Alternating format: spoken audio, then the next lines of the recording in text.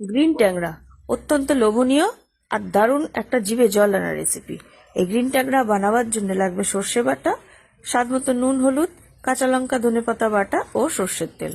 সর্ষের তেল কড়াইতে ভালো করে গরম করে নিয়ে আগে থেকে ধুয়ে পরিষ্কার করে রাখা ও নুন হলুদ দিয়ে ম্যারিনেট করা ট্যাংরা মাছগুলোকে ভালো করে ভেজে তুলে নিতে হবে।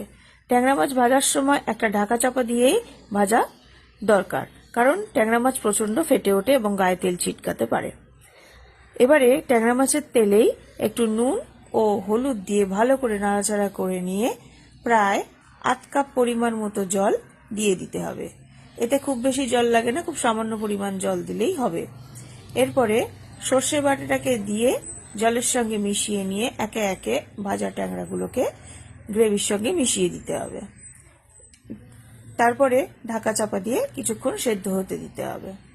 তেল ছাড়া ছাড়া হয়ে গেলে ঢাকা চাপা খুলে আগে থেকে বেটে রাখা কাঁচা লঙ্কা ও ধনেপাতা দিয়ে আবারও খানিকক্ষণ নাড়িয়ে চাড়িয়ে নিতে হবে।